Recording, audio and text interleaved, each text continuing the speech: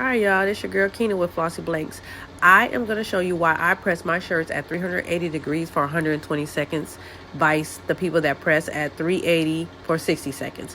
Whenever I press for 380 at 60 seconds, the colors do not come out as bright to me. So I'm going to show you in this video why I do 120 seconds.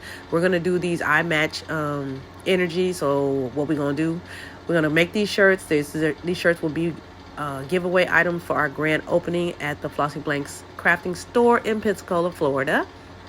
So we're printing from the Epson F570 and we're starting to do these shirts now. The display in the back corner is my Shopify display, sales display. It is new, it is nice. So we're going to chop them up. We're going to get some Flossy Design Collection t-shirts. We're going to lint roll them bad boys. We put the cardboard form in there so we don't have to use butcher paper. It works great. We have done hundreds of shirts with the same cardboards. These first two shirts I am doing for 380 for 60 seconds. Now you can see that black looks a little light.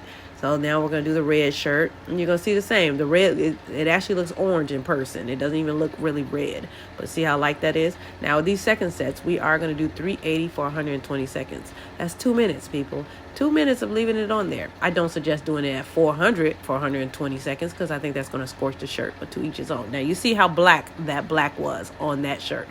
Now we're going to do the red. And since we're waiting so long, just let me tell you guys, shop Flossy Blanks and follow us for more tips and tutorials.